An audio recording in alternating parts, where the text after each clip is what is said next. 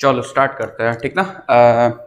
Last class पे हम लोग फर्स्ट लॉ के बारे में डिस्कशन कर चुके हैं, ठीक ना। आगे आज हम लोग फर्स्ट लॉ के बारे में वैसे पढ़ेंगे। फर्स्ट लॉ में हम लोग क्या क्या देख चुके थे। क्या हो गया, हम दूर है थोड़ा सा, ठीक ना, तो आवाज उतना क्लियर हो सके न जाए, ठीक ना। हम कोशिश करेंगे तेज बोलने का, अगर नहीं जाएगा तो फिर से बता देना। अभी आवाज क्लियर जा रही है? और किसी के साथ भी कोई ऐसी दिक्कत है क्या आवाज वाली?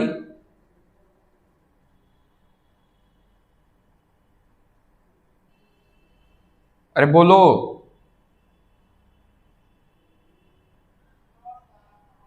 चलो ठीक है तुम तो देखो, लास्ट क्लास में हम लोग फर्स्ट लॉ का बेसिक डेफिनेशन देख लिए थे, एनर्जी कंजर्वेशन की चर्चा कर लिए थे, और उसमें क्या क्या देखा था हमने कि फॉर्मूला कैसे मिला था हम लोगों को, ठीक ना। अच्छा, आयुषी ज्वाइन करी है क्या?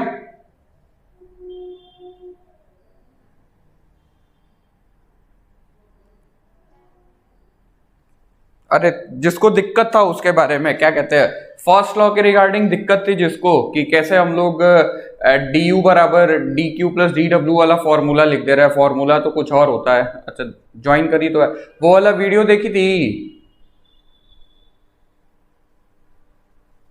बताना।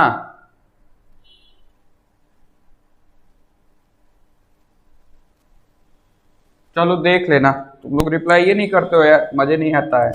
चलो इधर देखो, तो वेल चलो आगे बढ़ते हैं, तो कोई दिक्कत नहीं है। फर्स्ट लॉ में हम लोग बस ये देखे थे कि एनर्जी कंजर्वेशन को लेकर के ये चलता है। फिजिबिलिटी ऑफ द प्रोसेस के बारे में या फिर डायरेक्शन ऑफ द प्रोसेस के बारे में ये कोई ज्ञान नहीं देता है। ये क्वांटिटेटिव लॉ है, क्वालिटी से इसको कुछ लेना देना नहीं है। और क्या हमने देखा था, इसी के हेल्प से हमने देखा था कि सीपी जो होता है वो सीवी से बड़ा होता है। यहां तक की कहानी सभी को समझ में आई थी, बताना। यहां तक की कहानी सभी को समझ में आई थी।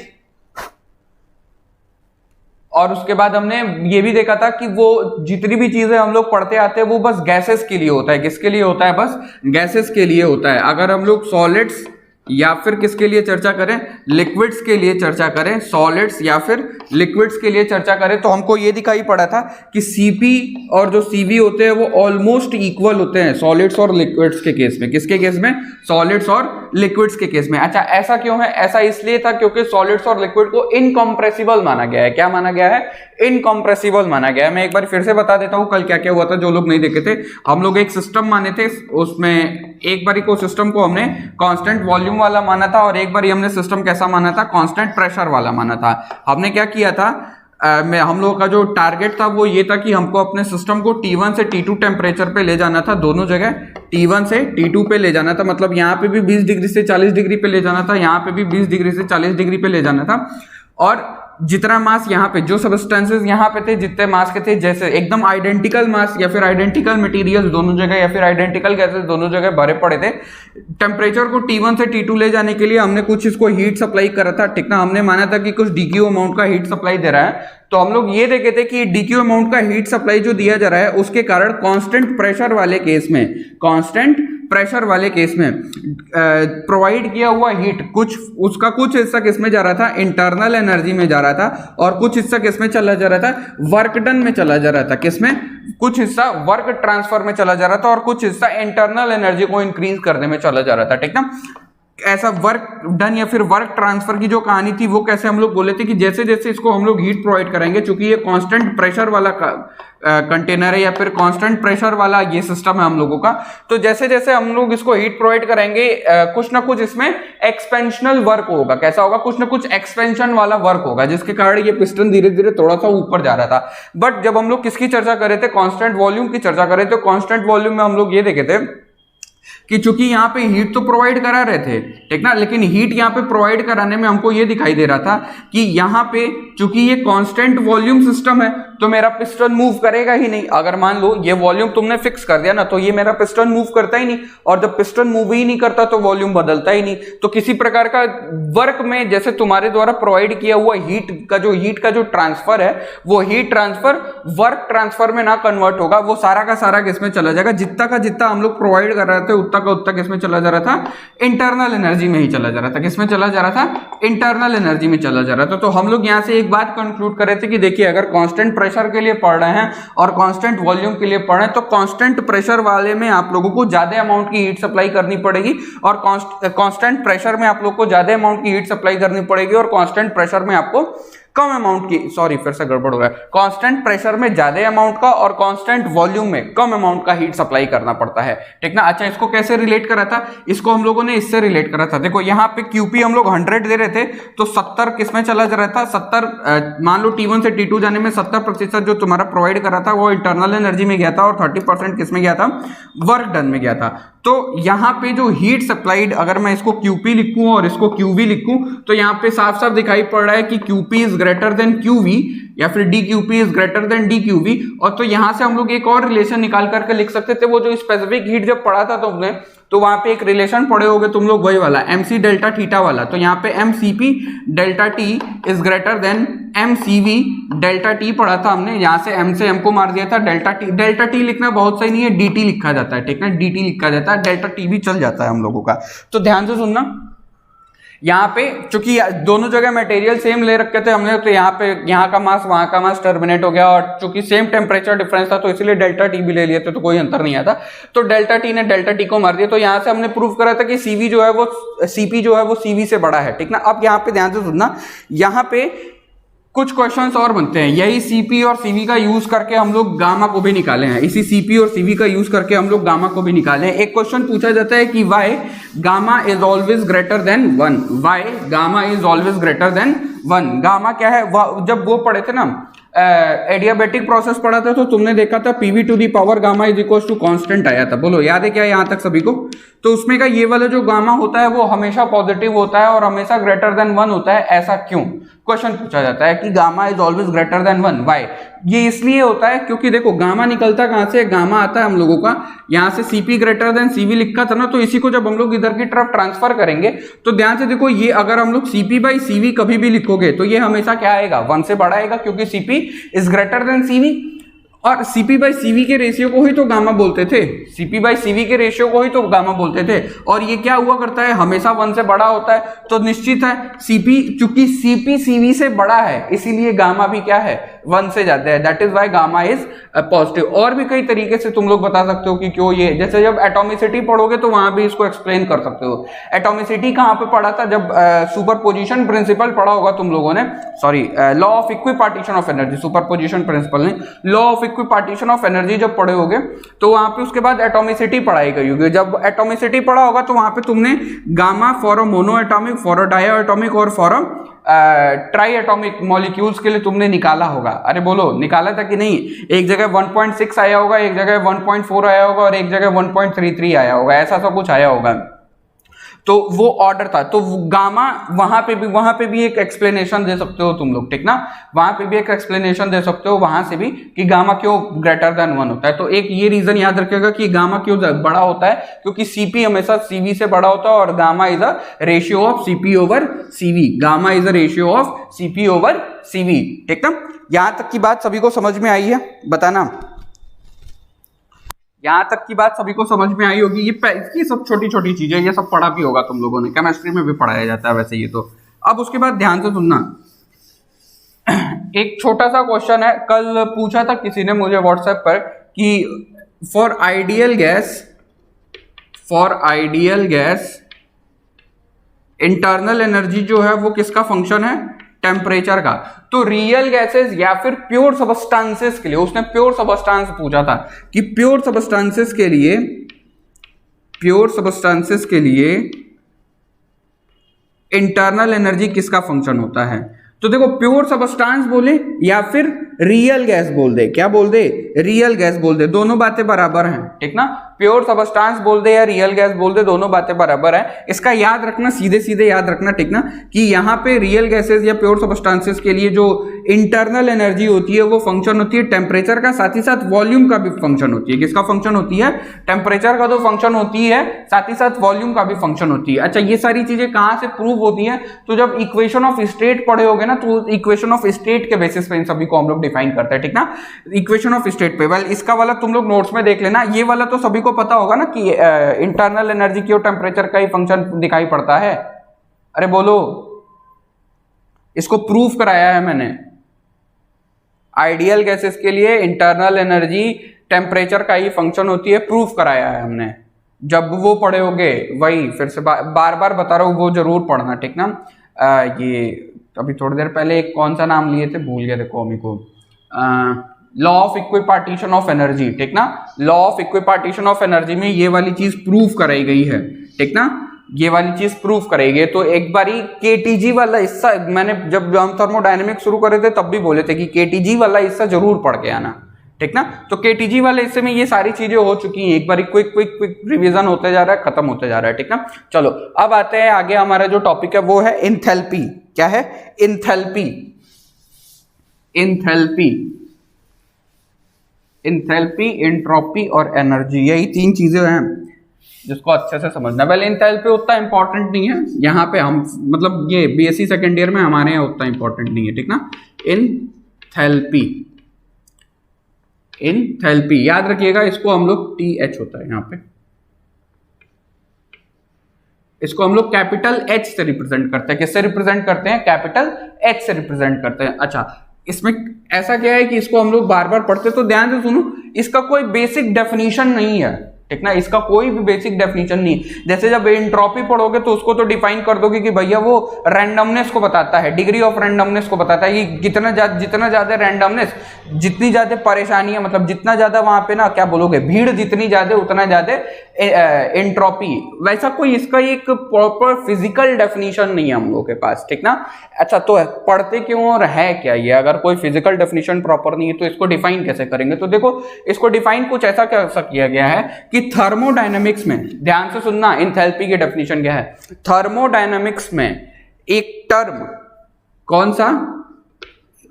U प्लस PV, ठीक ना, जो कि बार बार ऑकर करता है, ठीक ना। थर्मोडायनेमिक्स में एक टर्म जो कि क्या है, U प्लस PV है, जो कि बार बार ऑकर करता है। इसी को अपने कन्वीनियंट के लिए क्या किया गया है? H मान लिया गया है। इसी को अपने कन्वीनियंट के लिए H मान लिया गया है, और इसी इक्वेशन को क्या बोल देते हैं? इंथैल्पी बोल देते हैं। इसी इक्वेशन को क्या बोल देते हैं? इंथैल्पी बोल देते हैं, ठीक ना। तो इसको कैसे डिफाइन करोगे इंथैल्पी को? तो इसके लिए ऐसा बोलोगे, the term U plus PV which occurs very often in thermodynamics, for our convenient we have termed it as enthalpy. For our convenient we have termed it as enthalpy, ठीक ना। अच्छा, तो अब इतने से काम तो चला नहीं हम लोगों का, कुछ और भी इसमें जानना जरूरी है। तो अरे ये तो मान लो, तब कहाँ जहां दिखेगा वहां H लगा देंगे, हाँ लगा देंगे, कोई दिक्कत नहीं है। ध्यान से देखो, बड़ा इंपॉर्टेंट बात है ये। एक बात बताओ यहां से, अब इसके कुछ प्रॉपर्टीज हैं, ठीक ना। प्रॉपर्टीज क्या क्या है, ध्यान से देखिए। इंटरनल एनर्जी, अगर हम लोग आइडियल गैस की चर्चा करें, किसकी चर्चा करें? आइडियल गैस की चर्चा करें। पॉइंट्स हैं, पॉइंट्स ध्यान से सुनते रहिएगा। अगर हम लोग आइडियल गैसेस की चर्चा करें तो U किसका फंक्शन होता है? U is a function of temperature. अरे बताना, U is a function of temperature. साथ ही साथ ये PV को क्या मैं nRT लिख सकता हूं? PV को क्या लिख सकता हूं? nRT लिख सकता हूं। अगर n बराबर 1 है तो क्या मैं RT लिख सकता हूं? PV भी किसका फंक्शन हुआ तब? PV भी किसका फंक्शन हुआ? टेम्परेचर का ही फंक्शन हुआ। तो H is enthalpy is a function of temperature. एक दूसरा पॉइंट इसमें नोट करिएगा, enthalpy is a function of temperature. आवाज जा रही है क्या सभी के पास? बताना, आवाज जा रही है सभी के पास? चलो बहुत बढ़िया। अब ध्यान से देखना, एक पॉइंट तो ये हो गया कि एक ऐसा टर्म U प्लस PV जो कि थर्मोडायनेमिक्स में बार बार ऑकर करता है, उसी टर्म को अपने क्या बोलते हैं, अपने कन्वीनियंस के लिए हमने क्या बोल दिया है? सिंपली H से रिप्रेजेंट कर दिया, और इसी H को क्या बोल दिए? इंथैल्पी बोल दिए।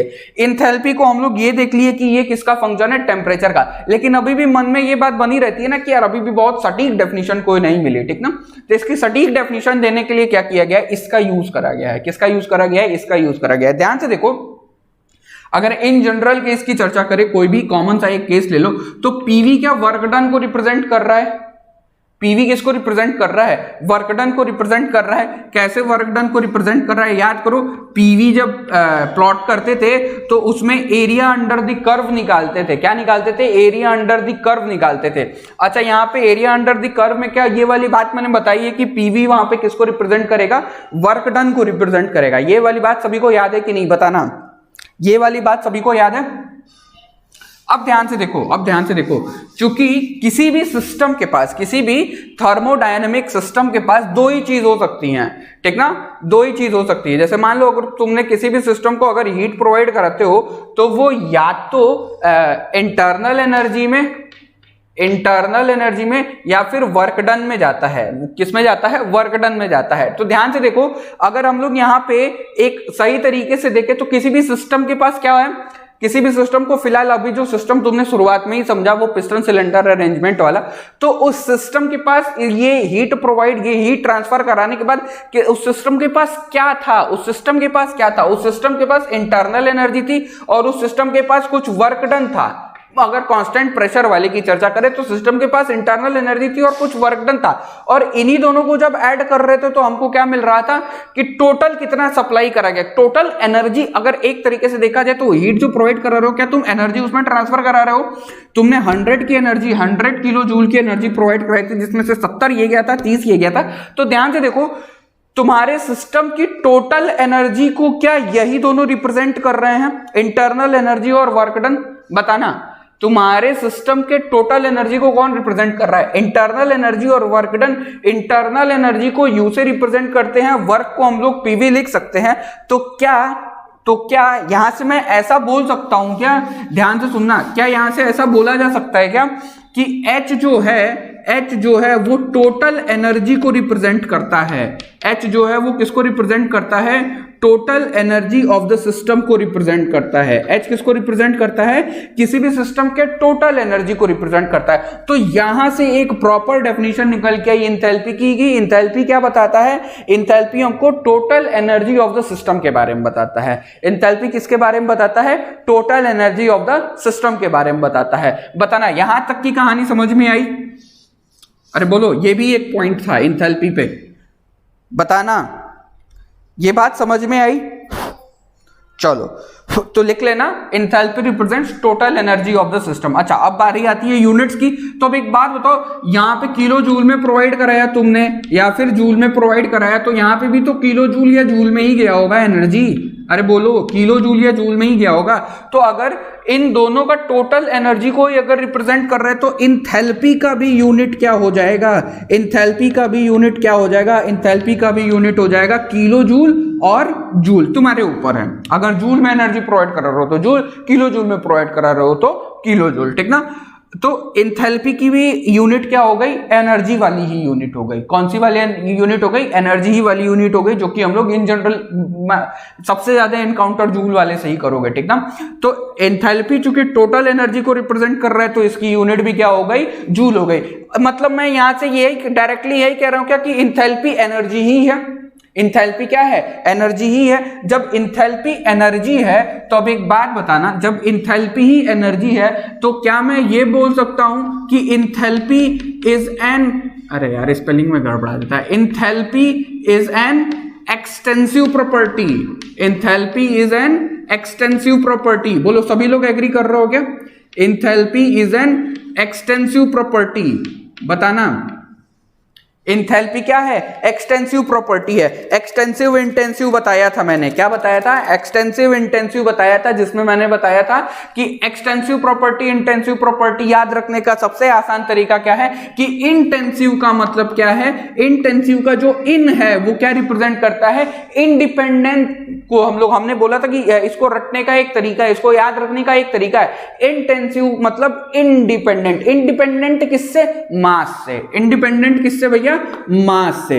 तो एनर्जी क्या मास से इंडिपेंडेंट होती है? नहीं, एनर्जी मास से इंडिपेंडेंट नहीं हो सकती है, क्योंकि यहां पे जो इंटरनल एनर्जी है वो क्या है? प्रॉपर्टी है किसी भी सबस्टांस की, ठीक ना? या फिर ऐसा बोलोगे property associated with the matter और द मटेरियल बोलते हो उसको। क्या बोलते हो?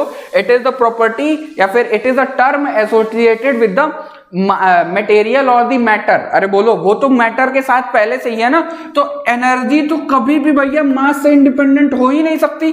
जब एनर्जी मास से इंडिपेंडेंट नहीं हो सकती और बोल रहे हो कि इंथैल्पी एनर्जी ही है, तो इंथैल्पी क्या होगा, एक्सटेंसिव प्रॉपर्टी होगा कि इंटेंसिव प्रॉपर्टी होगा, बताना।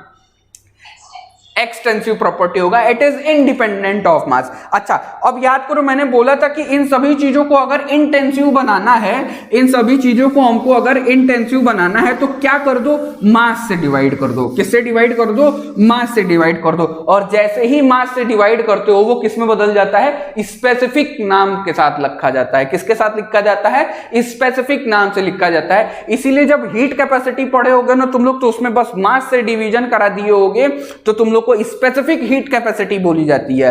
वो बस मास से डिवाइड हो गया ना, इसलिए वही हीट कैपेसिटी है। बस चूंकि मास से डिवाइड हो गया है तो वो किसमें चला आया है, स्पेसिफिक हीट कैपेसिटी नाम दे दी गई है। यानी कि अगर तुमसे क्या बोले कि H/m अगर दिया हुआ है, क्या दिया हुआ है, H/m दिया हुआ है, जहां पे H इंथैल्पी को अगर रिप्रेजेंट कर रहा है, तो H/m क्या हो जाएगा, इंटेंसिव प्रॉपर्टी हो जाएगा। क्या हो जाएगा, इंटेंसिव प्रॉपर्टी हो जाएगा। और इसको क्या बोलते हैं, स्पेसिफिक इंथैल्पी। क्या बोलते हैं इसी को, स्पेसिफिक इंथैल्पी बोलते हैं। और इसको स्मॉल h से रिप्रेजेंट किया जाता है। किससे रिप्रेजेंट किया जाता है, स्मॉल h से रिप्रेजेंट किया जाता है। तो इसको क्या बोलोगे, इसको क्या बोलोगे, स्पेसिफिक इंथैल्पी, स्पेसिफिक एंथैल्पी। ठीक ना, बताना यहां तक की बात सभी को समझ में आई। और ये क्या हो गया, जैसे ही स्पेसिफिक एंथैल्पी अगर नाम लिए तो वो किस में बदल गया, एक्सटेंसिव से इंटेंसिव प्रॉपर्टी में बदल गया। किस में बदल गया, एक्सटेंसिव से इंटेंसिव प्रॉपर्टी में बदल गया। यानी कि मास से डिवाइड करने से क्या हो रहा है, मैं इसको मास इंडिपेंडेंट बना दे रहा हूं। क्या बना दे रहा हूं, मास इंडिपेंडेंट बना दे रहा हूं। और जैसे ही मास इंडिपेंडेंट हुआ ये किस में बदल गया, इंटेंसिव प्रॉपर्टी में बदल गया। बोलो बात सभी को समझ में आई यहां तक की, बताना। चलो बहुत बढ़िया। अब यहां पे कुछ पॉइंट्स हैं, ठीक ना, इन पॉइंट्स को अच्छे तरीके से लिखते चलिए। अच्छा हाँ, एक चीज और देख लो, एक चीज और देख लो। ये जितनी चीजें पढ़ते आ रहे हो ये आइडियल गैसेस के लिए है, ठीक ना। फॉर आइडियल गैस, अगर कैसा हो, आइडियल गैस हो, तो H जो है किसका फंक्शन दिखाई पड़ा था, T का फंक्शन देखे ना हम लोग। आवाज नहीं जा रही है, सभी के साथ है क्या ये दिक्कत? नहीं आ तो रही था। अरे तब तुम अपना ऑडियो एक बार ऑन ऑफ करके देखो, हो सके ठीक हो जाए। और भी है क्या कोई जिसके पास ये दिक्कत है आवाज ना जाने की?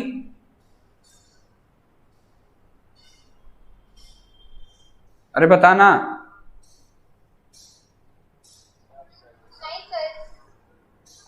चलो ठीक ठीक ठीक ठीक, चलो आगे देखते हैं क्या बता रहे थे। ये बता रहा था मैं कि यहां पे H हमको फॉर आइडियल गैसेस, किसके लिए, आइडियल गैसेस के लिए हमारा H जो होता है वो फंक्शन होता है टेम्परेचर का। अगर मान लो तुमसे कभी, वैसे पूछेगा नहीं, हमारे यहाँ का नहीं है ये, लेकिन अगर मान लो कभी तुमसे किसी ने पूछ दिया कि प्योर सबस्टेंस या फिर रियल गैसेस के लिए बता दीजिए कि H किसका फंक्शन है, प्योर सबस्टेंस या फिर रियल गैसेस के लिए बता दीजिए कि इंथैल्पी किसका फंक्शन है, तो याद रखिएगा। अभी बस सीधा सीधा याद रख लो, बाद में जब भरपूर समय रहेगा तो हम लोग इसका डेरिवेशन भी करके देख लेंगे कि कैसे ये खाली टेम्परेचर का ही फंक्शन नहीं है, प्रेशर का भी फंक्शन होता है। किसका फंक्शन होता है, प्रेशर का भी फंक्शन होता है। तो अब यहां पे इंपॉर्टेंट बात देखिएगा, for real gases, for real gases, ठीक ना, internal energy is also a function of temperature, enthalpy is also a function of temperature, but for for ideal gases है ये, for ideal gases है, ठीक ना। for real gases, for real और pure substances भी लिखते हैं इसको, क्या लिखते हैं, pure substances, enthalpy is function of temperature as well as pressure, while internal energy is function of temperature and volume, while internal energy is function of temperature and volume। बोलो यहां तक की बात सभी को समझ में आई है, ये याद रखना सभी लोग ये सारे पॉइंट्स, ठीक ना। आगे बढ़े, चलिए अब यहाँ पे ध्यान से देखिएगा, अभी तक तो ये फर्स्ट लॉ का ये समझो कि अभी तक 30% बस कवर करे हो, फर्स्ट लॉ का 30% कवर करे हो। अब फर्स्ट लॉ का हम लोग अलग अलग प्रोसेसेस पे अप्लाई करेंगे। फर्स्ट लॉ को क्या करेंगे, अलग अलग प्रोसेसेस पे अप्लाई करेंगे और हर प्रोसेस से एक मजेदार रिजल्ट निकाल करके देखेंगे हम लोग, ठीक ना। अच्छा अब ध्यान से देखिए, फर्स्ट लॉ के अकॉर्डिंग ये वाली बात याद रखिएगा, कौन किसका फंक्शन होता है और किसके लिए होता है, ठीक ना। अब ध्यान से देखना, फर्स्ट लॉ किसके बारे में डिस्कशन करता है, फर्स्ट लॉ डिस्कशन करता है एनर्जी कंजर्वेशन को। उसका मेन जो एम है, जो जिसके मतलब जिसके बेसिस पे हम लोग उसको पढ़ते हैं, वो क्या है, कंजर्वेशन ऑफ एनर्जी। वो क्या है, कंजर्वेशन ऑफ एनर्जी। तो अगर हम लोग फर्स्ट लॉ को, अगर हम लोग क्या करें, फर्स्ट लॉ को किसी भी साइक्लिक प्रोसेस या फिर किसी साइकिल के लिए अगर डिस्कस करें, किसके लिए डिस्कस करें, for a cycle, for a cycle. तो यहां पे फर्स्ट लॉ, ये स्टेटमेंट है, याद भी रखिएगा, ठीक ना। अभी मैं समझा भी देता हूं कि ऐसा क्या है इसमें। For a cycle according to first, फिर से ध्यान से सुनना, according to first law for a cycle net heat transfer, point है ये, ठीक ना, याद रखने वाली बात है ये, net heat transfer, net heat transfer is equals to ये नेट बहुत इंपॉर्टेंट है, is equal to net work transfer या फिर work done, net work transfer, net work transfer. देखो यहां पे फर्स्ट लॉ के अकॉर्डिंग, फर्स्ट लॉ किसके अकॉर्डिंग, मतलब किसके बेसिस पे है, कंजर्वेशन ऑफ एनर्जी के बेसिस पे है। और यहां पे ध्यान से देखो, ये वाला स्टेटमेंट ये कहता है कि तुम जितना हीट प्रोवाइड करोगे, और बस साइकिल के लिए, ये याद रखिएगा, फॉर अ साइकिल, ठीक ना, या फिर साइक्लिक प्रोसेस, साइकिल या साइक्लिक प्रोसेस क्या होते हैं, इसका स्टार्टिंग पॉइंट और एंड पॉइंट दोनों ही सेम रहता है, आर सेम। यानी कि ध्यान से देखना, अगर कोई प्रोसेस है 1 से 2 में जा रहा है, तो 2 से, ये देखो 1 ही क्या स्टार्टिंग पॉइंट है इसका, और 1 ही क्या है इसका, ये मान लो कोई पाथ ए था, ये कोई पाथ बी था, तो 1 से 2 गया पाथ ए के हेल्प से, और फिर 2 से वापस अगर 1 पे ही आ जाता है किसी और पाथ के हेल्प से, या फिर अगर उसी पाथ पे वापस आ, तो इसको हम लोग साइक्लिक प्रोसेस बोलते हैं या फिर साइकिल बोलते हैं। मतलब जहां पे क्या हो, स्टार्टिंग पॉइंट और एंड पॉइंट क्या हो, सेम हो, ठीक ना। तो ये वाला जो स्टेटमेंट है साइकिल के लिए सही है, और इस स्टेटमेंट के अनुसार क्या है कि नेट वर्क है, net heat transfer is equal to net work, यानी कि तुम जितना हीट ट्रांसफर करोगे, ठीक ना, उतना ही तुमको कार्य मिलना चाहिए। ये साइक्लिक प्रोसेस, साइकिल के लिए है, हमेशा याद रखिएगा, ठीक ना। इन रियलिटी ऐसा होता नहीं है। एफिशिएंसी एक अलग फैक्टर पढ़ोगे, जब वो पढ़ोगे कार्नोट इंजन, जब पढ़ोगे, क्या पढ़ोगे, कार्नोट इंजन, कार्नोट साइकिल, जब हीट इंजन पढ़ोगे तब वहां पे समझ में आएगा। ये यहाँ पे एक पॉइंट है जो कि कहां से निकाला जाता है, फर्स्ट लॉ से निकाला जाता है। कहां से निकाला जाता है, फर्स्ट लॉ के बेसिस पे। तो यानी कि net heat transfer is equal to net work done होता है, net heat transfer is equal to क्या होता है, नेटवर्क डन होता है। तो ये वाली बात याद रखिएगा, ये वाली बात याद रखिएगा। बोलो यहां तक की कहानी समझ में आई है सभी को। अब इसके बेसिस पे ना हम लोग को केसेस पढ़ने हैं, रिजल्ट पढ़ने हैं। साइक्लिक प्रोसेस, ये जो साइकिल की कंडीशन एक पढ़ लिया ना तुमने, अब इसी कंडीशन का यूज करके, इस पॉइंट का ये जो कंडीशन है, इस कंडीशन का यूज करके टोटल 4 रिजल्ट निकाले गए हैं। क्या निकाला गया है, 4 रिजल्ट निकाला गया है, ठीक ना। पता नहीं विकास क्लास ज्वाइन करा है कि नहीं ज्वाइन करा है। विकास एक बार ये क्वेश्चन पूछा था, परपेचुअल मोशन क्या होता है, परपेचुअल मोशन क्या होता है। तो जैसे कुछ तुम लोग मोशन ऐसा देखोगे ना, कुछ इंस्ट्रूमेंट ऐसे बेकार से बने हुए हैं या फिर ऐसा कॉन्सेप्ट में लगा हुआ है कि एक बार चला दो तो वो क्या करेगा, अपने आप खुद को भी थोड़ी थोड़ी सी एनर्जी देता रहेगा, अपने आप को भी ऑपरेट करता रहेगा और तुम्हारे घर के सामान को भी चलाता रहेगा। ऐसा कहीं सुना है क्या, ऐसा सुना भी होगा, बनाने की कोशिश भी किया होगा तुम लोगों ने, कि तुमको बस उसमें एक बार तुमको कार्य देने, मतलब एक बार उसके ऊपर काम करने की जरूरत है। एक बार ही तुमने काम कर दिया, उसके बाद वो अनंत काल तक क्या करता रहेगा, तुमको एनर्जी प्रोवाइड करता रहेगा। ऐसे जो हाँ, वो आयरन मैन 2 वाली कहानी हम लोग को यहाँ पे नहीं देखनी। वेल, एक चीज होती है परपेचुअल मोशन, वो यहीं का केस है, हमको नहीं पढ़ाया जाता। इंजीनियरिंग में पढ़ोगे, अगर पढ़ना रहता तो पढ़े रहते। तो इंजीनियरिंग का वो एक हिस्सा है जो कि यहीं से डिस्कस किया जाता है, परपेचुअल मोशन, ठीक ना। यहाँ पे अब इसके टुल 4 रिजल्ट पढ़ने हैं तुम लोगों को, 4, जिसमें से चौथा रिजल्ट है वही परपेचुअल मोशन वाला, ठीक ना, परपेचुअल मोशन वाला। तो लेकिन उसके ऊपर के 3 पॉइंट्स हमारे लिए बहुत इंपॉर्टेंट हैं, ठीक ना, उसके ऊपर के 3 पॉइंट्स हमारे लिए बहुत ही ज्यादा इंपॉर्टेंट है। अच्छा पहले इसको समझ लो, इसको समझ लो कि जैसे मान लो कि इसको कैसे समझोगे, जैसे मान लो कि तुम्हारे पास क्या है, कोई भी एक मान लो है कोई साइकिल ऐसा सा 1 से स्टार्ट करें, 2 पे गए, 2 से 3 में गए और 3 से वापस किस में चले आए, 1 में चले आए। ध्यान से देखो स्टार्टिंग पॉइंट भी यही थी, एंड पॉइंट भी यही था, ठीक ना। तो ए ये हो गया कोई पाथ बी और ये हो गया कोई पाथ सी। ध्यान से देखो ये कहना क्या चाहता है, इसका मतलब क्या है, ध्यान से देखना। मान लो तुमने अगर यहाँ पे क्या कराया है, 100 जूल की एनर्जी दी है इस सिस्टम को, ठीक ना। ये जो भी तुम्हारा सिस्टम है, इस सिस्टम को क्या कराया तुमने, 100 जूल का हीट प्रोवाइड कराया है। कितने का प्रोवाइड कराया है, 100 का तुमने इसको हीट प्रोवाइड कराया है। तो इस सिस्टम ने मान लो क्या किया, 30 जूल अपने पास रखा और ये चीज अच्छे से तब समझ आती जब मशीन पढ़ लिए रहते, ठीक ना। 30 अपने पास रखा और 70 रिजेक्ट कर दिया। सोर्स एंड सिंक की कहानी जब पढ़े रहोगे ना तो और ज्यादा अच्छे तरीके से समझ में आएगा। देख लो यही से भी समझ में आ जाएगा।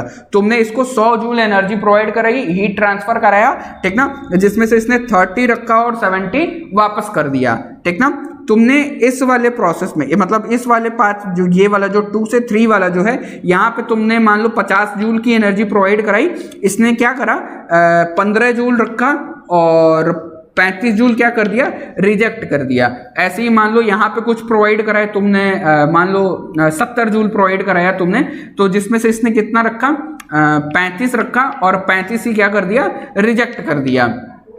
तो इसके अकॉर्डिंग ध्यान से सुनना, इसके अकॉर्डिंग हम लोग इस चीज को लिखेंगे। इस चीज को कैसे लिखेंगे, इस चीज को हम लोग ऐसे लिखते हैं कि dq1 plus dq2 plus dq3 is equals to dw1 plus dw2 plus dw3। क्या लिखेंगे इसको, dw3। अब यहाँ पे होता क्या है ना, कई बार आदमी 100, 50 और 70 को ऐड कर देता है, नहीं वो वाला नहीं ऐड करना रहता है, याद रखना। ये जो चीज लिखी हुई है उसको देखो, अगर ऐसे लिखोगे तो कैसे लिखोगे, पहले वाले में 30 ही एक्सेप्ट करा था ना, बचा हुआ 70 रिजेक्ट कर दिया था, दूसरे वाले में 15 एक्सेप्ट करा था, 35 रिजेक्ट कर दिया था, और इस वाले में 35 ही रखा था और 35 ही रिजेक्ट कर दिया था। तो ये जो टोटल वर्क ट्रांसफर है ना, वो कितना एक्सेप्ट करा है ना उसके इक्वल होगा। तो यहाँ पे ऐड करके देख लेना कितना दिखाई पड़ रहा है, 35 25 70 80 जूल। यहाँ पे मतलब इसको ऐसे ये लिखने का एक तरीका है। ये एक पॉइंट था, पॉइंट क्या था कि साइकिल के लिए, किसी भी साइकिल के लिए जो नेट हीट ट्रांसफर होता है वो नेट वर्क ट्रांसफर के बराबर होता है। अच्छा इक्वल टू लिखा तो हूं, वो किसके बराबर होता है, नेट वर्क ट्रांसफर के बराबर होता है। अब ये वाला जो इक्वेशन लिखते हो ना, इस इक्वेशन की हेल्प से 4 रिजल्ट आते हैं, जिसमें से बस 3 ही हमको डिस्कस करना है, ठीक ना। जिसमें से क्या करना है, 3 ही डिस्कस करना है, जिसमें से तीसरा बहुत इंपॉर्टेंट, तीसरा क्या सारा का सारा बहुत इंपॉर्टेंट है, ठीक ना। अब देखो वो है क्या, उसमें देखो ये वाली बात लिख लो, उसके बाद बताता हूं। ये इसका स्क्रीनशॉट ले लो, उसके बाद लिखना result number 1, result number 1, result number 1। चौथा रिजल्ट हम लोगों को नहीं डिस्कस करना है, ठीक ना। चौथा रिजल्ट परपेचुअल मोशन वाला है, जो कि है ही नहीं हमारे यहाँ। हमको तो लग रहा है इतना है ही नहीं, हम लोगों में भी नहीं है इतना, ठीक ना। रिजल्ट नंबर 1, अब देखो रिजल्ट नंबर 1 क्या कहता है। रिजल्ट नंबर 1 कहता है कि जो हीट ट्रांसफर है वो पाथ फंक्शन है। अभी तक तो मान लो तुमने मैथमेटिकली प्रूफ कराया ना, सभी चीजों को मैथमेटिकली प्रूफ कराया ना। अब हम लोग उसको क्या करेंगे, थ्योरी में प्रूफ करेंगे। अभी तक तो मान लो पाथ फंक्शन, वर्क फंक्शन देखना, पाथ फंक्शन और पॉइंट फंक्शन देखना रहता था, तो एग्जैक्ट इन एग्जैक्ट चेक कर लेते थे। वो तो मैथमेटिकल वर्क हुआ ना, वो कैसा वर्क हुआ, मैथमेटिकल वर्क हुआ। अब हम लोग क्या करेंगे, इसको देखेंगे थर्मोडायनेमिक्स में कैसे है ये। आखिर थर्मोडायनेमिकली अगर इसका ट्रीटमेंट किया जाए, मैथमेटिकल ट्रीटमेंट ना करके कैसा ट्रीटमेंट किया जाए, अगर इसका थर्मोडायनेमिकल ट्रीटमेंट किया जाए, थर्मोडायनेमिक्स के बेसिस पे समझा जाए, तो यहां पे रिजल्ट नंबर 1 कैसे ये वाली बात को प्रूफ करेगा कि हीट इज या फिर heat transfer is a path function, heat transfer is a path function, heat transfer is a path function. अब ध्यान से देखना, बहुत इंपॉर्टेंट है, किसके बेसिस पे ये रिजल्ट पढ़े जा रहे हैं, फॉर अ साइकिल के लिए, किसी भी साइकिल के लिए पढ़ा जा रहा है। तो ध्यान से देखो, मैंने करा क्या, एक सिस्टम ऐसा सा तैयार कर रखा है, एक प्लॉट करो इसको, 1 से 2 में गए, ठीक ना, 1 2 और फिर से वापस 1 पे आ गए, ये साइकिल की कंडीशन को होल्ड कर दिया, ठीक ना। इसको मैंने माना A, इसको मैंने माना B, ठीक ना। और एक तो ये हो गया पाथ, और एक दूसरा पाथ ये मान लो C, ठीक ना। यहां पे देखो 1 से 2 गए और फिर वापस 1 पे आ गए, लेकिन पिछली बारी B वाला पाथ चूज करा था, अब की बारी C वाला पाथ चूज करा है। कौन सा वाला पाथ चूज करा है, C वाला पाथ चूज करा है। प्रूफ क्या करना है, अच्छा देखो, अब वो दोनों पाथ देखो, साइक्लिक प्रोसेस में या फिर साइकिल वाले में देखो पाथ को कैसे डिफाइन करा जाता है। अगर तुमको अगर पाथ लिखना होगा तो पाथ 1 कौन सा है, पाथ 1 है तुम्हारा, ध्यान से देखना, 1A 2B 1 ऐसे लिखा जाता है। ये है पहला वाला पाथ, 1A 2B 1, ठीक ना। ये और ये को अगर कोई टीचर देखेगा, मैंने बस पहला देखा दूसरा देखा, वो समझ जाएगा कि तुम किसकी चर्चा कर रहे हो, साइकिल की चर्चा कर रहे हो, ठीक ना। पाथ 2 को कैसे डिफाइन करोगे, ध्यान से देखो, पाथ 2 को कैसे डिफाइन करोगे, पाथ 2 को कुछ ऐसा सा डिफाइन करोगे, 1A 2C 1, बताना, कुछ ऐसा सा ही डिफाइन करोगे ना। अरे बोलो, यहां तक की बात सभी को समझ में आ रही है? चलो अब ध्यान से देखो, पहले क्या होगा, पहला प्रोसेस जब तुमने हीट प्रोवाइड करा होगा तो पहला हीट कैसे क्या होगा, 1 से 2 में गया होगा पाथ ए को फॉलो करते हुए, और दूसरा हिस्सा हीट का कैसे यहां पे एक्सप्लेन करोगे कि 2 से वापस 1 में आया होगा पाथ बी को फॉलो करते हुए। तो अभी जो थोड़ी देर पहले पॉइंट लिखा था फर्स्ट लॉ के according to first law of thermodynamics, ठीक ना, for a cycle we may write क्या लिख सकते हो, ये देखो क्या लिख सकते हो, वहां पे क्या लिखा था, sigma q is equal to sigma डब्ल्यू, और सिग्मा क्यू और सिग्मा डब्ल्यू को किसमें लिखा था, d q 1 plus d q 2 plus d q 3 blah blah blah is equal to d डब्ल्यू 1 प्लस डी डब्ल्यू 2 प्लस डी डब्ल्यू 3। अब जितना तुमने पाथ लिया होगा उस पाथ के अकॉर्डिंग, वहां पे 3 पाथ थे तो 3 पाथ के अकॉर्डिंग लिखा था तुमने, ठीक ना। तो अब ध्यान से देखो, यहां पे कैसे इसको लिखोगे, यहां पे क्या लिखोगे, d q 1A 2 plus d q 2B 1 is equals to, ध्यान से देखो वो किसके बराबर था, sigma q is equal to sigma डब्ल्यू ना, यानी कि डी डब्ल्यू 1A 2 प्लस डी डब्ल्यू 2B 1। ईमानदारी से बताना यहां तक की बात सभी को समझ में आ रही है कि नहीं आ रही है? ये क्या लिखा हो, ये मैंने किस बेसिस पे लिखा है, इसके हेल्प से लिखा है, ठीक ना। और ये क्या बता रहा है, 1A 2 2B1 1A 2 2B1, ये किसको रिप्रेजेंट कर रहा है कि कौन से वाले पाथ से होकर के जा रहे हो और आ रहे हो, कौन से वाले पाथ से जा रहे हो और आ रहे हो। तो ये तो भैया हो गया, मान लीजिए ये वाला पाथ, ये वाला साइकिल हमने देख लिया, इसको मैंने माना इक्वेशन नंबर 1। अब ध्यान से देखना, अब मैं इस पे जाता हूं और इधर से आता हूं, मतलब ए से गए और सी, और भी है किसी में ये दिक्कत,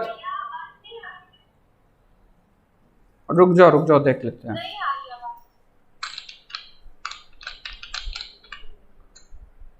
अब मेरे में तो ठीक है जी, और किसी में है क्या ये और किसी में है कोई ये दिक्कत?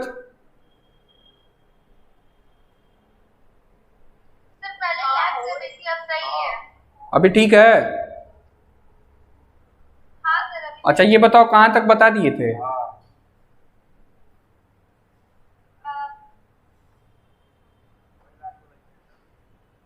पहला वाला इक्वेशन कौन सी वाली? अच्छा ये अच्छा वी में राइट तक, अच्छा देखो बहुत बढ़िया, तब ज्यादा नहीं छूटा। इधर देखना, ध्यान से सुनना, देखो ये वाला इक्वेशन कैसे लिख सकते हैं, हमको ये पता है ना, अभी थोड़ी देर पहले एक पॉइंट पढ़ा था, उस पॉइंट के बेसिस पे हमको पता है कि सिग्मा, ये क्या बोलते हैं इसको, सिग्मा क्यू, अरे इसको summation of q is equal to summation of डब्ल्यू, ठीक ना। तो उसको हम लोग कैसे अभी थोड़ी देर पहले लिखे थे, D q 1 plus d q 2 plus d q 3 करके लिखा था। उसी इक्वेशन का हेल्प से क्या यहाँ पे मैं लिख सकता हूं इस वाले के लिए, इस वाले साइकिल के लिए बताना, ए से बी वाले के लिए। तो इसको मैंने कैसे लिखा, पहले देखो, पहले 1 से 2 क्या हो गए, पाथ ए को फॉलो करते हुए, तो इतना अमाउंट का हीट सप्लाई करा, जिसको मैंने कैसे लिखा है dq1a2, dq1a2 प्लस, अब वापस भी तो इसी पे आना है, तो इसको कैसे लिखा, dq मतलब इतना हीट लगा होगा, इतना हीट का ट्रांसफर हुआ होगा 2b1, 2b1। ठीक, अब ध्यान से देखो, अब यहां पे आओ, अब इस वाले इक्वेशन के अकॉर्डिंग जितना हीट ट्रांसफर है उतना ही वर्क भी रहना चाहिए, मतलब तुम जितना जितना हीट प्रोवाइड करा रहे हो वो सारा का सारा किस में यूज हो जाएगा, वर्क में यूज हो जाएगा। ठीक ना, और ये एनर्जी कंजर्वेशन को भी होल्ड कर रहा है ये स्टेटमेंट, लेकिन बस साइकिल के लिए, ये याद रखिएगा। तो इसको मैं कैसा लिख सकता हूं, इस वाले के लिए, पहले वाले के लिए dq के लिए कितना वर्क का लगा होगा, dw1a2, और दूसरे वाले के लिए कितना वर्क लगा होगा, dw2b1। इसको मैंने माना इक्वेशन नंबर 1, इसको मैंने क्या माना, इक्वेशन नंबर 1। अब ध्यान से सुनना जरा, अभी मेरे पास ये भी तो एक दूसरा साइकिल भी तो है मेरे पास, कि मैं इस 1 से 2 ए को फॉलो करते हुए जाऊं, 1 से 2 ए को फॉलो करते हुए जाऊं, लेकिन 2 से 1 वापस मैं सी वाला पाथ फॉलो करूं। किसको फॉलो करूं, सी वाला पाथ फॉलो करूं। तो ध्यान से देखना, इस वाले केस में, यानी कि जो दूसरा साइकिल है उसमें अगर मुझे ये इस इक्वेशन को लगाना होगा तो कैसे लिखूंगा, आवाज जा रही है ना सभी के पास, चलो बहुत बढ़िया। तो देखो अब दूसरे वाले साइकिल में कैसे लगाओगे, लिखोगे dq1a2, ये वाली चीज तो सेम रहेगी, dq1a2 प्लस ये वाली चीज बदल जाएगी। पिछली बार कितना लिखा था 2b1, अब की बार क्या लिखोगे 2c1 इज इक्वल टू, यहां पे क्या लिखोगे, ये वाला तो एज सच रह जाएगा और ये वाला 2c1। अब मैंने ये दो इक्वेशंस मिले मुझे, मैं क्या करता हूं, माइनस कर देता हूं। माइनस करूंगा तो माइनस का साइन यहां यहां यहां, ये वाली चीज टर्मिनेट हो जाएगी और ये वाली चीज टर्मिनेट हो जाएगी। बताना होगा कि नहीं होगा, क्या ये वाली चीज टर्मिनेट हो जाएगी और ये भी टर्मिनेट हो जाएगा, क्योंकि ये दोनों तो आइडेंटिकल है, दोनों को दोनों सेम है। तो इक्वेशन कितना मिलेगा, ध्यान से देखना, इक्वेशन मिलेगा dq2b1 minus dq2c1 is equals to dw2b1 minus dw2c1। इस इक्वेशन को अच्छे से याद रखना, इक्वेशन नंबर 3 को, और इसी इक्वेशन नंबर 3 से प्रूव होगा कि हीट जो है वो पाथ फंक्शन है। बताओ यहां तक की बात समझ में आई है सभी को, बताना यहां तक की बात सभी को समझ में आई है। अब ध्यान से देखना, बहुत बढ़िया। अब अगर यहां तक की बात समझ में आई है तो अब ये भी समझ में आ जाएगा कि ध्यान से देखो, इक्वेशन का जो ये है राइट हैंड साइड जो है, ठीक ना, इक्वेशन का जो राइट हैंड साइड है, इसको इस पे ध्यान से देखना, क्या लिखा था dw2b1 माइनस dw2c1। ये कभी 0 के बराबर होगा क्या, ये कभी 0 के बराबर होगा क्या, कभी बराबर नहीं होगा। देखो क्यों, अगर ये 0 के बराबर हो जाता तब ये dq2b1 is equal to dq2c1 लिख सकते थे। बताना, अगर ये 0 के बराबर हो जाए, अगर ये 0 के बराबर हो जाए ये वाला राइट हैंड साइड, तो क्या मैं अगर ये 0 के बराबर हो जाए तो ये लिख सकता हूं dq2b1 is equal to dq2c1। बताना, ये वाली बात लिखी जा सकती है, लेकिन ये वाली चीज ध्यान से देखना, ये कभी बराबर होगा ही नहीं। अब क्वेश्चन बनता है कि क्यों नहीं बराबर होगा, क्यों नहीं बराबर होगा, तो ध्यान से देखना, ये था, ये था और एक ये था, ठीक ना, पाथ 1 सॉरी पॉइंट 1 से 2, पाथ ए, पाथ बी और पाथ सी। अब एक बात बताओ, वर्क डन को कैसा डिफाइन करा था, area under the curve. Work done को कैसे डिफाइन करा था, एरिया अंडर द कर्व। अब एक बार बताओ, इसके नीचे की एरिया, अरे इसकी कहानी तो खत्म हो चुकी है, इसकी कहानी तो खत्म हो चुकी है, टर्मिनेट हो गया है, ये बचा कौन, एक ये वाला और एक ये वाला। अब एक बात बताना, हमको पता है कि area under the curve gives us the amount of work done on a PV scale. किस पे, पीवी डायग्राम या फिर पीवी क्या बोलते हैं इसको, कुछ भी बोल ले, पीवी डायग्राम ही बोल लो, तो पीवी डायग्राम पे हमको area under the curve work done they देता है। तो अब एक बात बताओ, 2b1 में वर्क डन इतना मिलेगा, इतनी ही एरिया कवर हो रही है, लेकिन 2c1 में ध्यान से देखो क्या बहुत ज्यादा एरिया कवर हो रही है, बताना। 2c1 में क्या बहुत ज्यादा, 2b1 इंक्लूडेड, मतलब कुछ एरिया है, साथ ही साथ 2b1 वाली भी एरिया इंक्लूडेड है। तब एक बार बताओ, 2b1 माइनस 2c1 जो कर रहे हो उसमें ये वाली एरिया क्या इस वाली एरिया के कभी बराबर नहीं होगा? अरे बोलो, क्या कभी ऐसा कोई कंडीशन दिख रहा है क्या कि हाँ?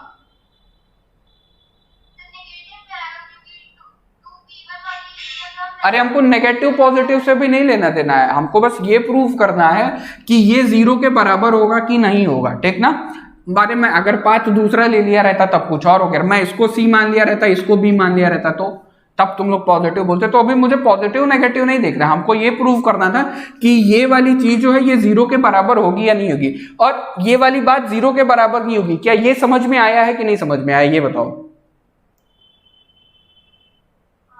अगर ये 0 के बराबर नहीं होगा तो अब एक बार बताना, अगर ये 0, अगर राइट हैंड साइड 0 के बराबर नहीं है तो क्या लेफ्ट हैंड साइड भी 0 के बराबर नहीं होगा?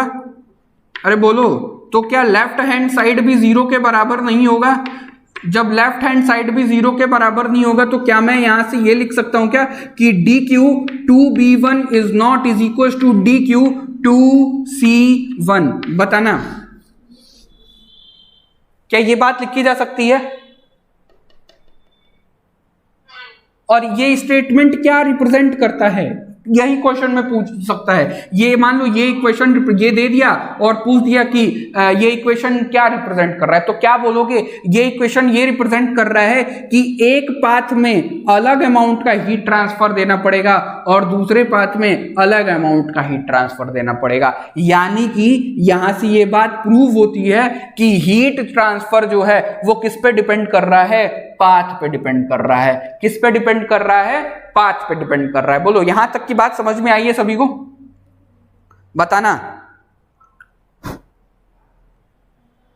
तो ये थर्मोडायनेमिकल ट्रीटमेंट था प्रूफ करने का कि हीट। अच्छा, अब जब हीट पाथ फंक्शन है और हीट और वर्क इक्वेशन नंबर, हाँ बोलो,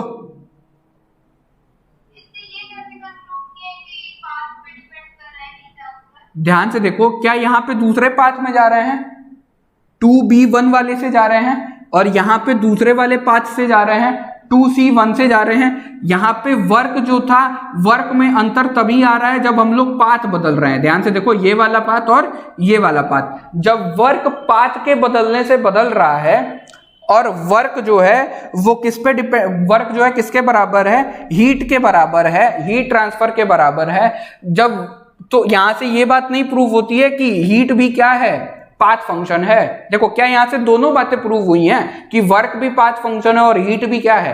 पाथ फंक्शन है। फिर से ध्यान से सुनना, क्या मैं पाथ बदल रहा हूं तो वर्क बदल जा रहा है, वर्क का ट्रांसफर बदल जा रहा है, वर्क डन बदल जा रहा है, ठीक ना। जब वर्क डन डिपेंड कर रहा है कि मैं कौन सा वाला पाथ चूज कर रहा हूं, और वर्क डन जो है वो हीट ट्रांसफर के एकदम बराबर है इक्वेशन नंबर 3 के अकॉर्डिंग। तो जब वर्क पाथ डिपेंडेंट है तो क्या हीट भी पाथ डिपेंडेंट नहीं हुआ? बताना, क्योंकि इक्वेशन नंबर 3 साफ साफ बता रहा है कि वर्क और हीट दोनों के दोनों क्या हैं? इक्वल हैं, इस वाले इक्वेशन के बेसिस पे। तो फ्रॉम इक्वेशन नंबर 3 या फिर लिख सकते हो कि dq 2b1 is not is equal to dq 2c1। और ये 2b1 और 2c1 क्या रिप्रेजेंट कर रहा है? पाथ को ही तो बता रहा है ये दोनों, कि यहां का पाथ अलग है और यहां का पाथ अलग है। यानी कि अगर मैं कोई दूसरा पाथ ले लूं, मैं कोई तीसरा पाथ ले लूं, मैं कोई और पाथ ले लूं, तो इस dq की वैल्यू हर बारी बदलेगी। यानी कि हर अलग अलग पाथ में हमको अलग अलग अमाउंट का हीट ट्रांसफर करना पड़ेगा। तो ये इक्वेशन यही बताता है कि दोनों ही पाथ में हमको अलग अलग अमाउंट का हीट ट्रांसफर करना जरूरी है। बताना, मेरी बात अब समझ में आई सभी को? तो याद रखिएगा, ये थर्मोडायनेमिकल ट्रीटमेंट था किसका? Work is a path, work या फिर अब तो वर्क और हीट दोनों ही हो गए, तो work and heat both are the path function, ठीक ना। तो ये थर्मोडायनेमिकल ट्रीटमेंट था प्रूव करने का। हम लोग मैथमेटिकल ट्रीटमेंट बहुत अच्छे से सीख चुके थे। मैथमेटिकल ट्रीटमेंट याद है ना सभी को? एग्जैक्ट और इनएग्जैक्ट पता रहना चाहिए। अगर इनएग्जैक्ट आता है then it is a path function, और अगर एग्जैक्ट डिफरेंशियल है उस फंक्शन का then it is a point function या फिर स्टेट फंक्शन। बताना, यहां तक की कहानी सभी को याद है? चलो बहुत बढ़िया। अब देखो दूसरा रिजल्ट क्या है, दूसरा रिजल्ट क्या है ये भी देख लीजिए।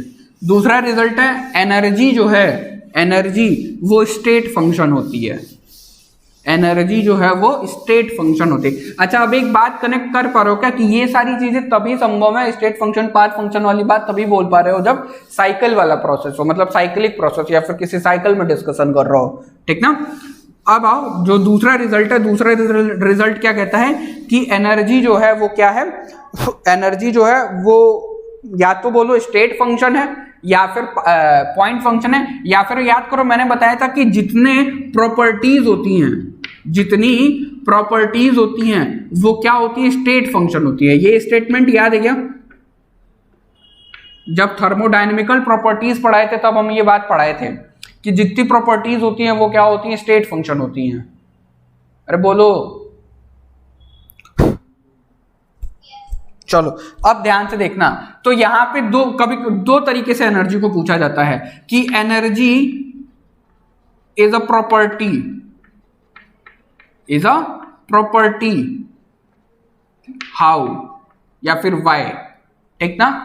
तो हाउ करोगे तब तो तुमको डेरिवेशन करके प्रूफ करना पड़ेगा, अगर वाई करके कोई पूछ दिया तब सीधे सीधे बता दोगे कि सभी प्रॉपर्टीज स्टेट फंक्शन होती हैं, इसीलिए एनर्जी भी क्या है, एक प्रॉपर्टी है, क्योंकि एनर्जी क्या होता है, स्टेट फंक्शन होता है, ठीक ना। अब ध्यान से देखो, अब ध्यान से देखो, इसको यहां से इसको मिटाओ, और एनर्जी इज अ प्रॉपर्टी, ये है रिजल्ट नंबर 2। ये क्या है तुम लोगों का रिजल्ट नंबर 2। अब यहां पे ध्यान से देखो, यहां पे थर्मोडायनेमिक्स का जो फर्स्ट लॉ का जो इक्वेशन लिखते हो ना, वो इक्वेशन यहां पे तुम लोग देखोगे ना, आज तक अधूरा समझते आए हैं हम लोग, ठीक ना। असलियत में जो इक्वेशन होता है वो कुछ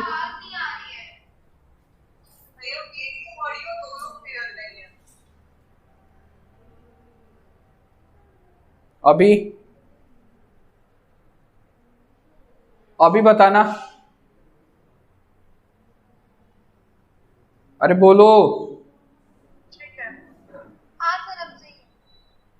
अरे दूर जाने पे हो सकता है थोड़ा सा आवाज इधर उधर हो रहा हो, ठीक ना। चल क्या बता रहे थे तुम लोगों को,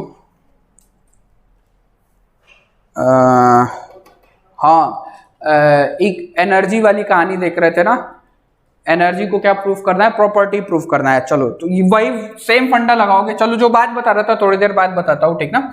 यहाँ पे देखो इक्वेशन नंबर जो थर्ड था, इक्वेशन नंबर थर्ड क्या मिला था तुम लोगों को, बताना जरा। dq2 2b1 मिला था क्या, 2b1 minus dq2 2c1 is equals to dw 2b1 minus dw 2c1, यही मिला था, बताना यही मिला था क्या इक्वेशन नंबर थर्ड। चलो बहुत बढ़िया। अब क्या करते हैं, बी वाले टर्म्स को ना एक साइड ले लेते हैं और सी टर्म्स वालों को क्या कर लेते हैं, एक साइड कर लेते हैं। क्या कर लेते हैं, बी वाले जो टर्म्स है उनको एक साइड कर लेते हैं और सी वाले जो टर्म्स है उनको एक साइड कर लेते हैं। तो उससे क्या होगा, तो यहां पे मैं ऐसा लिख सकता हूं, dq 2b1 minus dw 2b1 is equals to dq 2c1 minus dw 2c1।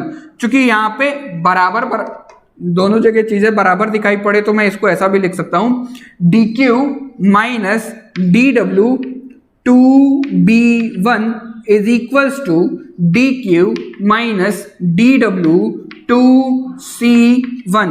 अब एक बात बताओ, ये जो अंदर वाली चीज है ये क्या एनर्जी को रिप्रेजेंट कर रहा है, अंदर वाली जो चीज है ये किसको रिप्रेजेंट, ये ब्रैकेट विद इन द क्या बोलते हैं उसको, विद इन द पैरेंथेसिस जो टर्म है dq माइनस dw, ये किसको रिप्रेजेंट कर रहा है, क्या एनर्जी को रिप्रेजेंट कर रहा है, बताना किसको रिप्रेजेंट कर रहा है? एनर्जी को रिप्रेजेंट कर रहा है। क्योंकि याद करो मैंने बताया था कि आगे पढ़ोगे तो एनर्जी के दो हिस्से पढ़ोगे, एक लो ग्रेड और एक हाई ग्रेड, एक लो ग्रेड और मतलब ये लो ग्रेड और एक हाई ग्रेड, तो है तो दोनों एनर्जी, यानी कि with in the parenthesis minus करने के बाद तुम्हारे पास क्या बचेगा? क्या एनर्जी बचेगी? क्या बचेगा?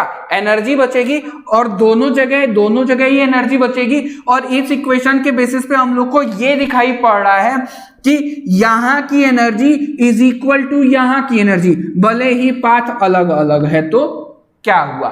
देखो यहां की एनर्जी इज इक्वल्स टू यहां की एनर्जी, पाथ से कोई लेना देना नहीं है, पाथ से कोई लेना देना नहीं है। तो यहां पे लिखोगे, ये हाउ वाली चीज है, ठीक ना, हाउ वाली। तो यहां पे क्या लिखोगे? The terms within the parenthesis on both sides of the equations are equal. The term within the parenthesis on both sides of the, क्या लिखोगे? The term within the parenthesis on both sides of the equation are equal and they represent energy. किसको represent कर रहे हैं? Energy को represent कर रहे हैं। And they are independent of path because they are equal, and they are independent of path because they are equal. तो अब क्वेश्चन ये बनता है कि चलिए ये तो प्रूव कर दिए कि पाथ डिपेंडेंट नहीं होगा, लेकिन प्रॉपर्टी है, तो प्रॉपर्टी के लिए स्टेटमेंट तो ये देते आए हैं कि वो पॉइंट फंक्शन होता है या फिर स्टेट फंक्शन होता है। तो स्टेट फंक्शन की डिपेंडेंसी तो दिखाइए, पाथ की डिपेंडेंसी तो दिखा दिए, पाथ की इंडिपेंडेंसी को तो प्रूव कर दिया कि देखिए यहां पे पाथ अलग है, यहां पे पाथ अलग है, लेकिन एनर्जी दोनों जगह बराबर आई है। यानी कि पाथ बदल देंगे, अगर पाथ बदल देंगे तो एनर्जी के ऊपर कोई प्रकार का प्रभाव नहीं पड़ेगा, एनर्जी विल रिमेन सेम। लेकिन ये तो प्रूव करिए कि पॉइंट फंक्शन है। तो ध्यान से देखिएगा, हाँ पॉइंट फंक्शन है, और किन पॉइंट्स पे डिपेंडेंट है? 2 पे और 1 पे। और यहां पे भी देखो किस पे डिपेंडेंट है? 2 पे और 1 पे। अरे बोलो, पॉइंट फंक्शन है, ये बात अगर कोई तुमसे कह दिया कि नहीं नहीं ये तो आपने ये प्रूव कर दिया कि पाथ फंक्शन नहीं होता है, आप ये प्रूफ कीजिए कि पॉइंट फंक्शन है, ठीक ना। तो पॉइंट फंक्शन को कैसे प्रूफ करोगे? तो ये दिखाओगे कि ध्यान से देखिए, यहां पे भी 2b1 लिखा हुआ है और यहां पे 2c1 लिखा हुआ है। जो पॉइंट्स हैं वो कौन कौन से हैं? 2 और 1 यहां पे भी है, 2 और 1 यहां पे भी है। तो देखो मैंने पॉइंट तो बदला नहीं, और चूंकि पॉइंट नहीं बदला है इसीलिए ये बराबर है। अगर मैं इन पॉइंट्स में वेरिएशन ला दूं, अगर मैं ये पॉइंट बदल दूंगा, तब ये वाली और ये वाली वैल्यू बराबर नहीं रहेगी, there will be a difference, there will be a difference. तो ये देखो, ये जो पॉइंट्स हैं, ये जो न्यूमेरिकल डिजिट्स दिखाई पड़ रहे हैं, ये किसको रिप्रेजेंट कर रहे हैं? पॉइंट को रिप्रेजेंट कर रहे हैं। बताओ यहां तक की बात समझ में आई कि नहीं आई? यहां तक की बात समझ में आई कि नहीं आई? बताना।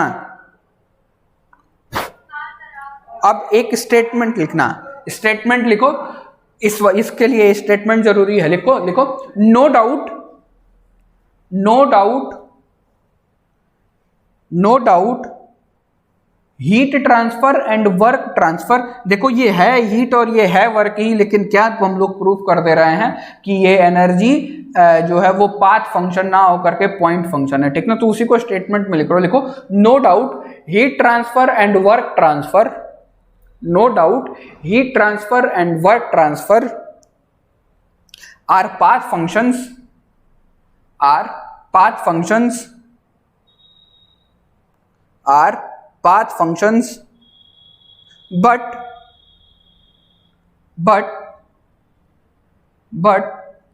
their differences,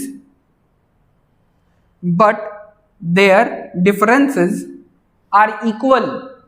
और अगेन दिमाग में ये बात याद रहे, साइकिल के लिए पढ़ा जा रहा है, बार बार बता रहा हूं, साइकिल के लिए पढ़ रहा हो, ठीक ना। आगे चल के एडियाबैटिक प्रोसेस के लिए पढ़ोगे, फिर आइसोथर्मल के लिए पढ़ोगे, आइसोकोरिक के लिए पढ़ोगे, ठीक ना। अभी साइक्लिक में ही उसके लिए पढ़ोगे, क्या बोलते हैं, एडियाबैटिक और आइसोथर्मल आइसोकोरिक है, लेकिन काम का नहीं हम लोग, ठीक ना, हम लोग नहीं डिस्कस करेंगे। कहां तक लिखा था? कहां तक लिखा था बताना? But their differences are equal for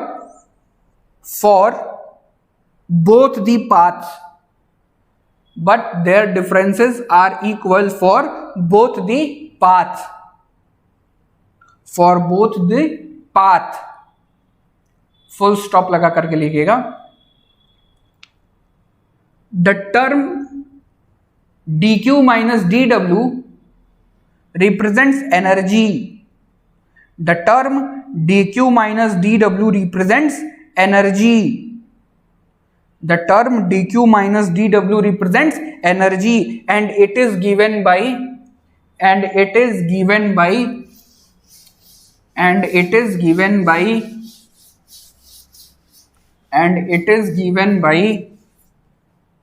लिख लेना, dq minus dw is equals to de. dq minus dw is equals to de. अब दिमाग में क्वेश्चन हो गया यार du क्यों नहीं लिख के हैं, de क्यों लिख दिए हैं, और क्या de लिखा और du लिखूं बात बराबर है क्या,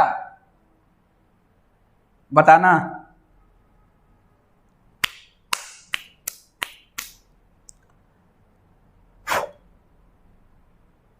बताना, अगर मैं यहां पे du लिख दूं तो बात बराबर है क्या?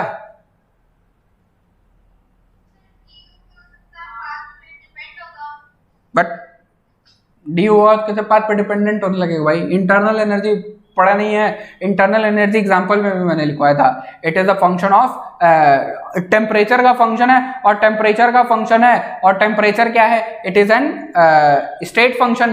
तो इनडायरेक्टली किसका फंक्शन हो गया? स्टेट फंक्शन हो गया। अरे देखो अभी तो डी को क्या बताए थे, किसका फंक्शन था, टेम्परेचर का या फिर वॉल्यूम और टेम्परेचर का फंक्शन था, ठीक ना।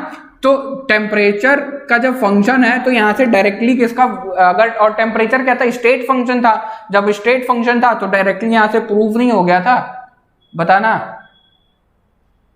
जब टेम्परेचर का फंक्शन है और टेम्परेचर स्टेट फंक्शन है तो ये अपने आप ही स्टेट फंक्शन हो गया, ठीक ना। अच्छा ध्यान से सुनिएगा, डी लिखूंगा और अगर मैं इसी को डी लिख दूंगा, दोनों बातें अलग अलग हैं, दोनों बातें अलग अलग हैं, ठीक ना। बहुत नहीं इसके बारे में बताऊंगा, मैं 4 इक्वेशंस लिख रहा हूं, ठीक ना। चारों इक्वेशंस हैं फर्स्ट लॉ ऑफ थर्मोडायनेमिक्स के ही, लेकिन सब अलग अलग जगह अप्लाई होते हैं, ठीक ना। तो पहला तो इक्वेशन यहां से लिख ले, यहां से आप देखो dq बराबर कितना लिख सकता हूं, de प्लस dw, ठीक। एक और इक्वेशन है वो लिख लीजिए, अगर इसी को कहीं ऐसा सा दिखाई पड़ जाए तुमको, de प्लस pdv दिखाई दे जाए तो क्या दोनों बातें बराबर हैं? अगर ऐसा सा कुछ दिखाई पड़ जाए de minus v d p, हाँ de minus v d p दिखाई पड़ जाए तो भी क्या बात बराबर है। और अगर कुछ ऐसा सा दिखाई पड़ जाए कि dq बराबर du प्लस dw लिखा हुआ मिल जाए, क्या मिल जाए, du प्लस dw लिखा हुआ मिल जाए, ऑर्डर में लिखिएगा, ये पहला है, ये दूसरा है, ये तीसरा है, ये चौथा है, और एक और है पांचवा। अगर कैसा सा दिखाई पड़ जाए तुम लोगों को, dq बराबर du प्लस pdv ऐसा सा लिखा हुआ मिल जाए, ये सब क्या फर्स्ट लॉ के बेसिस पे ही लिखे जा रहे हैं, बताना। सब किसके बेसिस पे लिखा जा रहा है? फर्स्ट लॉ के बेसिस पे ही लिखा जा रहा है, सब फर्स्ट लॉ को ही रिप्रेजेंट करता है, सबके सब फर्स्ट लॉ को ही रिप्रेजेंट करते हैं। बात ये है, ध्यान से सुनिएगा, हम लोग अपने कन्वीनियंट के लिए बस इंटरनल एनर्जी लेकर के चलते हैं। एक सिस्टम के पास, ध्यान से सुनो, एनर्जीज कितनी होती हैं, किसी भी सिस्टम के पास internal energy, kinetic energy, potential energy, magnetic energy, nuclear energy, electric energy, ढेर सारी एनर्जीज होती हैं, ठीक ना। तो यहां पे जो फर्स्ट लॉ ऑफ थर्मोडायनेमिक्स है ये वाला, ये सबसे सटीक वाला है, ठीक ना। हम लोग अपना काम आसान करने के लिए ये वाला पढ़ते हैं बस, ठीक ना। किसी भी सिस्टम के पास, एक बात बताओ, मॉलिक्यूल्स हैं यानी कि उनके पास न्यूक्लियर एनर्जी होगी, मतलब कुछ ना कुछ, एकदम छोटे लेवल पे जाओगे तो अलग एनर्जी मिलेगी, मैग्नेटिक एनर्जी होगी, इलेक्ट्रिकल एनर्जी होगी क्योंकि चार्ज प्रेजेंट ही रहता है, फिर उसके बाद काइनेटिक एनर्जी होगी, और काइनेटिक, कभी कभी काइनेटिक पोटेंशियल ना बोल करके कभी कभी डायरेक्टली बोल दिया जाता है मैकेनिकल एनर्जी होगी, उसके पास मैकेनिकल में आ जाते हैं, ठीक ना।